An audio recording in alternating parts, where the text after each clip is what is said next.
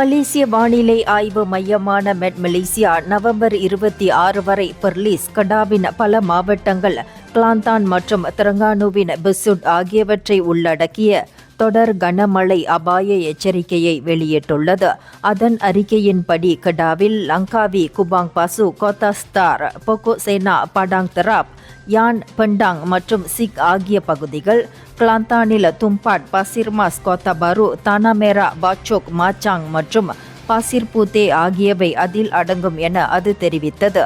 இதற்கிடையில் கடா, Penang, Perak, Kelantan மற்றும் தெரங்கானுவில் உள்ள பல பகுதிகளுக்கு அதே தேதி வரை தொடர் கனமழையும், பேராக், பஹாங், ஸ்லாங்கூர் ஆகிய மாநிலங்களில் உள்ள பல மாவட்டங்களில் தொடர் மழை பெய்யும் எச்சரிக்கையையும் MetMalaysia விடுத்துள்ளது. இந்தியர்களின் இதய குரல் மக்களோசை.